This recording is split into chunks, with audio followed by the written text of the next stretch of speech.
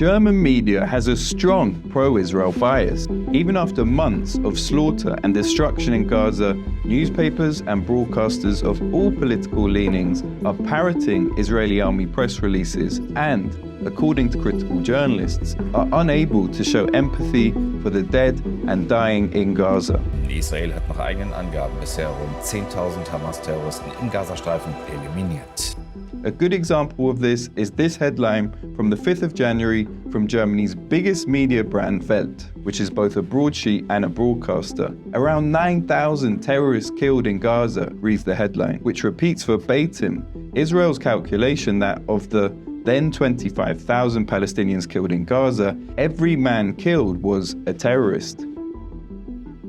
God Save the IDF, reads another article by Welt's editor-in-chief. The article calls Berlin's Neukölln district, known for its Middle Eastern and Turkish communities, and Gaza solidarity protests, a no-go area for Jews, rife with Judenhass or Jew hate. This is part of a wider discourse in Germany that blames migrants for anti-Semitic acts, when statistics show the far right is largely responsible.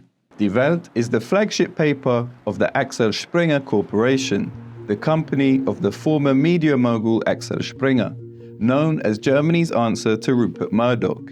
In 1967, Springer wrote that reconciliation between Germany and the Jewish people, including support for Israel, would be one of the company's 4 publishing principles.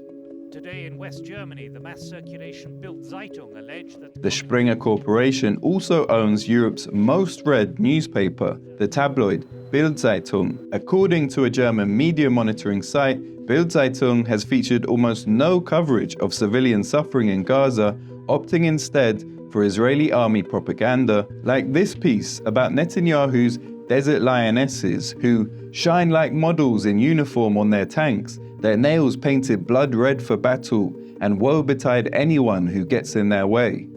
Like in Die Welt, Bild is filled with articles describing pro-Palestinian sentiments as Judenhass or Jew hate. I counted 10 in the past week.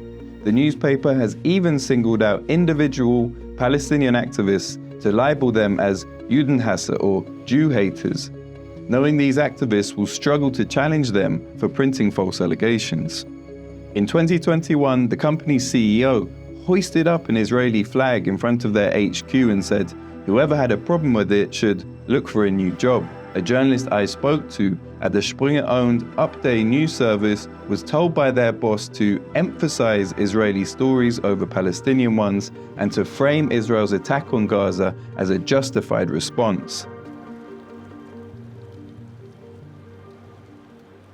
While Springer publications are generally considered to be on the conservative right, the liberal left outlets have also shown a blatant pro-Israel bent. Ausgelöst wurde die derzeitige Krise der UNRWA von Vorwürfen Israels, wonach mindestens 12 Mitarbeiter der Behörde in die Angriffe der Hamas verwickelt waren. This short report from Arte repeats the unevidenced accusation from Israel that 12 employees of UNRWA, the UN's Palestinian Refugee Agency, were involved in the 7th of October attacks. The British government, which has an intelligence partnership with Israel, said it has seen no evidence of this allegation, while the UN said they have found no evidence that any of the people named by Israel were involved.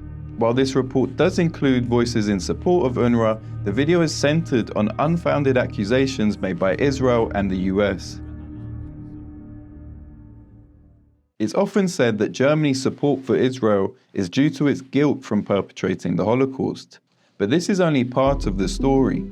Germany has vested financial interests through trade and weapons contracts. The publisher Axel Springer also has vested interests in Israel. An investigation from The Intercept found that the Springer-owned Israeli website Yad 2 hosts adverts for properties in illegal West Bank settlements. In short, settler organizations are paying Springer to advertise properties on stolen Palestinian land in the occupied West Bank. Highlighting the links between Israel and the German press isn't to legitimize conspiracies that Jewish people or Israelis control the media, but to highlight how, newspapers that claim to hold power to account are not only siding with their own government's support for Israel, but the most powerful country in the world, the US, without whom Israel would not exist. And while these publications call for Israel's right to exist, they simultaneously downplay the suffering of Palestinians in Gaza, who are facing a very real and current threat to their existence.